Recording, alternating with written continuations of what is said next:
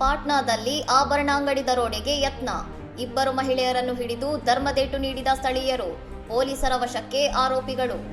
ಪಾಟ್ನಾದ Digha police ಠಾಣೆ ವ್ಯಾಪ್ತಿಯ ಆಭರಣ ಅಂಗಡಿಯಲ್ಲಿ ದರೋಡೆಗೆ ಯತ್ನಿಸಿದ ಇಬ್ಬರು ಮಹಿಳೆಯರನ್ನು ಸ್ಥಳೀಯರು ರೆಡ್ ಹ್ಯಾಂಡ್ ಆಗಿ ಹಿಡಿದು ಸಾರ್ವಜನಿಕರ ಆಕ್ರೋಶಕ್ಕೆ ತುತ್ತಾದ ಘಟನೆ ನಡೆದಿದೆ.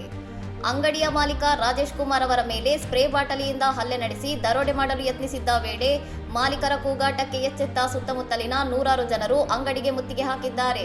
ಆಕ್ರೋಶಿತರಾದ ಸ್ಥಳೀಯ ಮಹಿಳೆಯೊಬ್ಬರು ಆರೋಪಿ ಯುವತಿಯ ಕೂದಲನ್ನು ಹಿಡಿದು ನೆಲಕ್ಕೆ ತಳ್ಳಿ ಮನಬಂದಂತೆ ಥಳಿಸಿದರೆ, ಮತ್ತೊಂದೆಡೆ ಇತರರು ಆರೋಪಿಗಳೊಂದಿಗೆ ಬಂದಿದ್ದ ಇಬ್ಬರು ಪುರುಷರನ್ನು ಹಿಡಿದು ತಡೆದು ನಿಲ್ಲಿಸಿದ್ದಾರೆ.